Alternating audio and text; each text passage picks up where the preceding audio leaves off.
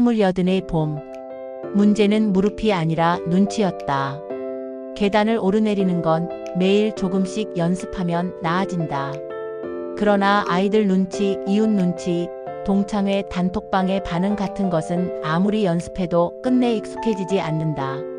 그 나이에? 라는 말은 병원 초음파처럼 살갗 깊숙이 파고든다. 나는 지금 28이다. 주민등록증은 82이지만 마음의 시계는 28배서 멈춘 적이 없다. 멈췄던 건 다른 것들이다. 아내가 떠난 날 낡은 벽시계가 잠시 멈췄고 부엌의 라디오가 묵음이 되었고 내가 가진 핸드폰의 알람이 줄었다. 멈춘 게 많을수록 우습게도 내 안의 봄은 묵묵히 거기 있었다. 그 봄이 갑자기 와락 소리를 낸 건 동네 문화센터였다. 스마트폰 사진 기초반 첫날 강사가 말했다.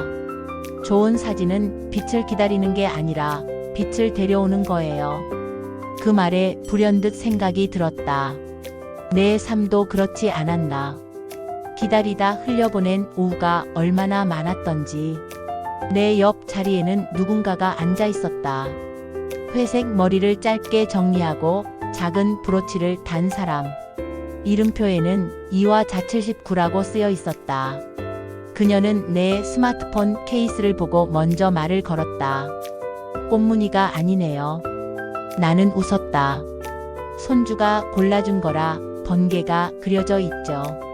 그녀가 말했다. 그럼 오늘 우리가 번개처럼 찍어볼까요? 그 말은 가볍지만 빛이 달려오는 소리 같았다. 수업이 끝나고 우리는 버스 정류장까지 함께 걸었다. 젊은이들이 지나가며 우리를 힐끗힐끗 보았다. 그 나이에 스마트폰 사진이라니 라는 표정일까? 아니면 그냥 길을 묻고 싶은 표정이었을까? 나는 예전 같았으면 괜히 멋쩍게 웃고 말았을 것이다. 그런데 그날은 화자씨가 먼저 한 걸음 나갔다. 선생님이 그러셨죠. 빛을 데려오라고. 그녀는 횡단보도 앞에서 주머니에서 작은 손거울을 꺼내 햇빛을 반사시켰다. 흰 횡단보도 줄 위로 조그만 별빛이 춤을 췄다. 우리는 그 빛을 밟으며 건넜다. 갑자기 아주 오래전에 잃어버린 장난기가 돌아왔다. 손주가 몇이에요? 그녀가 물었다. 둘이에요. 초등학교랑 유치원. 전 셋. 다들 분주해서 가끔 저를 잊어요. 말끝이 조금 흔들렸지만 그녀는 금방 웃었다. 잊어도 괜찮아요. 나도 내가 나를 잊다가 다시 생각나면 반가우니까. 나는 고개를 끄덕였다. 우리는 오래 서로의 부재를 다루며 살아왔다. 빈자리를 미워하지 않으려고 애쓴 세대였다. 누구는 전쟁을 지나왔고, 누구는 산업화의 밤을 지나왔고, 누구는 IMF의 전화벨을 견뎠다. 그리고 지금 누구는 조용히 관절염과 누구는 조용히 외로움과 동거한다. 우리는 내뱉지 않았던 문장들로 서로를 이해했다. 둘째 주 수업에서 강사는 과제를 내줬다. 가장 사랑하는 것 셋을 찍어오세요. 장면 3을 사람. 집에 돌아와 나는 한참을 망설였다. 장면은 여유로웠다. 집 앞 은행나무 길. 사물은 오래된 커피잔. 아내가 쓰던 손잡이가 조금 깨진 하얀 잔. 문제는 사람이었다. 거울에 비친 내 얼굴을 오랫동안 바라보았다. 손등의 점, 눈가의 주름, 머리카락의 빈 자리들. 예전에는 카메라가 나를 싫어한다고 생각했다.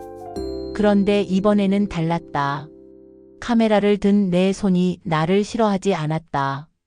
나는 셀카를 찍었다. 화면 속 나는 놀랍게도 살아있었다. 오래된 참나무 같은 얼굴.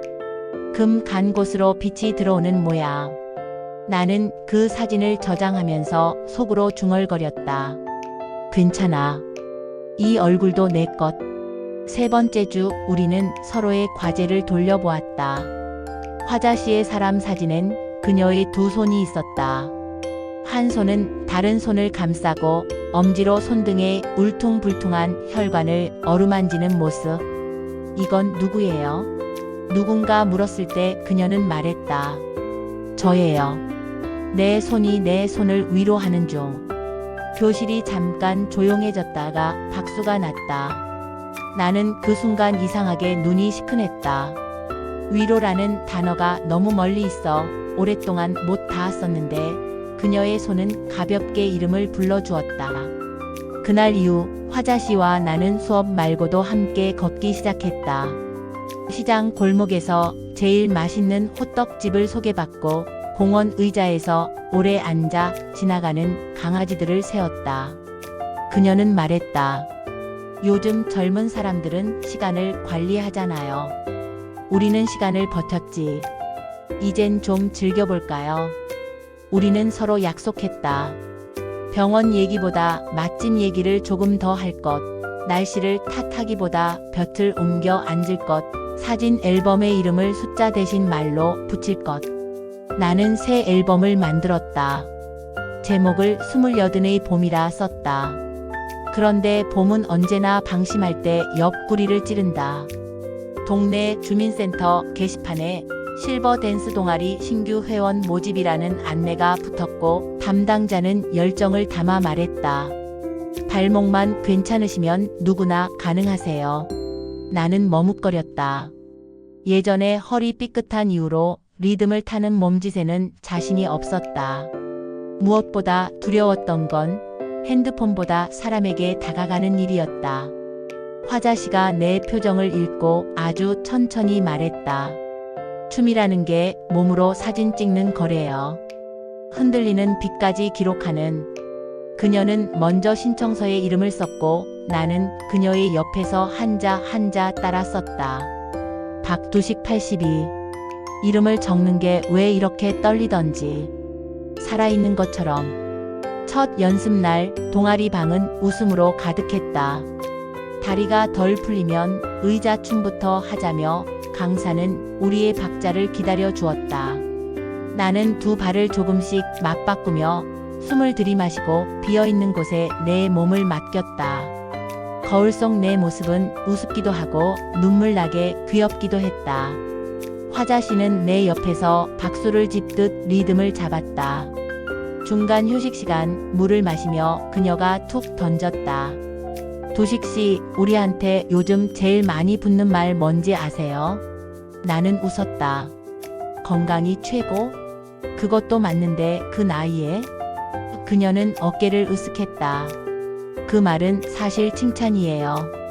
그 나이에 이걸 하다니 대단하다. 이렇게 들으면 어떨까요? 나는 크게 끄덕였다. 그 말은 경계였다.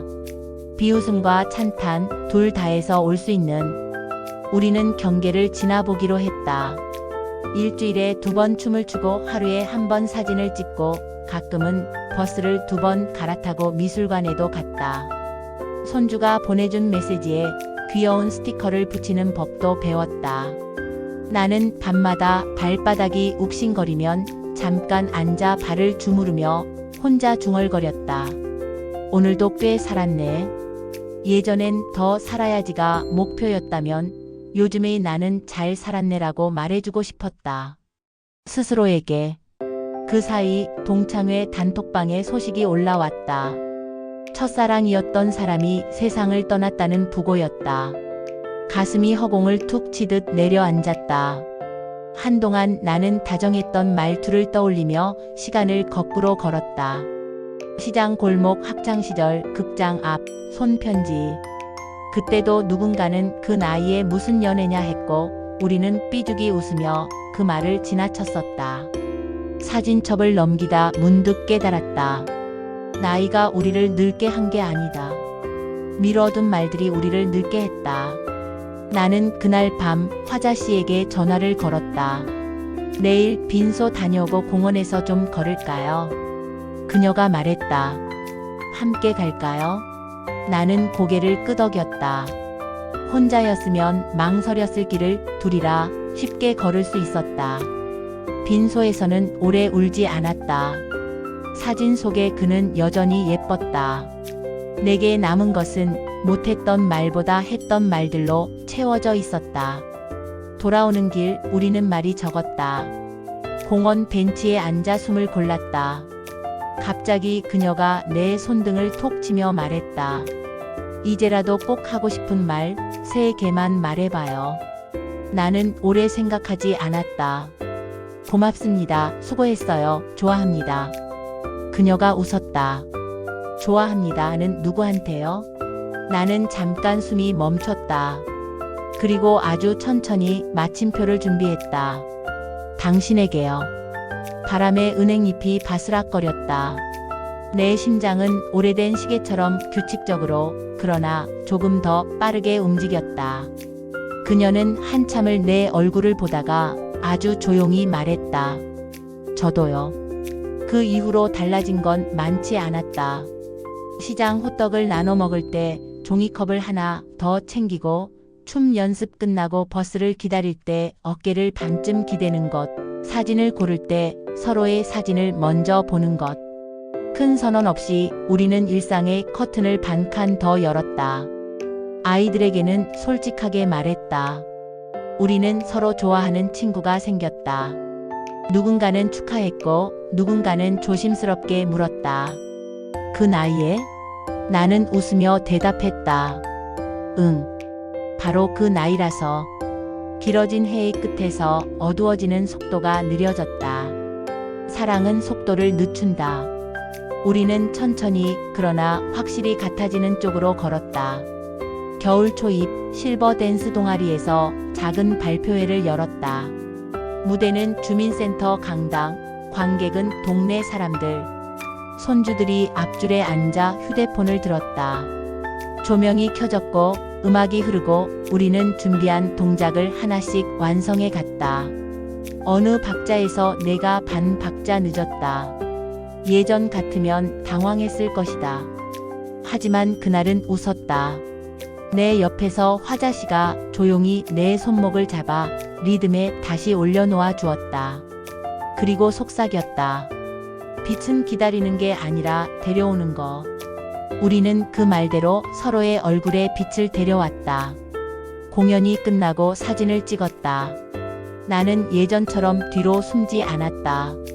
맨 앞줄 가운데 서서 등을 펴고 찍었다. 화면 속에 우리는 분명 나이가 들었다. 그러나 그 사진에는 오래 못 본 표정이 있었다. 아직도 가능성의 입꼬리. 아직도 궁금한 눈동자. 자막 대신 우리 얼굴이 말하고 있었다. 그 나이가 어때서? 이 정도면 꽤 괜찮지 않냐고. 집에 돌아와 불을 켜고 앨범 28의 봄을 열었다. 새 폴더를 만들었다. 이름을 뭐라고 할까 잠시 망설이다가 이렇게 썼다.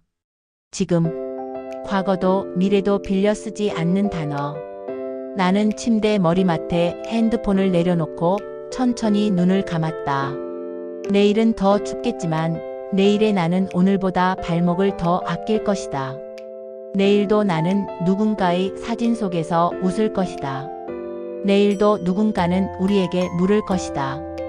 그 나이에 나는 대답할 것이다. 그 나이라 좋다고. 이렇게 천천히 오래 함께 웃을 수 있어서. 그리고 언젠가 봄이 다시 오면 우리는 같은 벤치에 앉아 손거울로 빛을 튕길 것이다. 횡단보도 위 작은 별빛을 밟으며 장난기 많은 28의 심장으로. 그것이면 충분하다. 내가 누구였든 지금도 나는 충분히 산 사람. 그리고 아직 살고 있는 사람.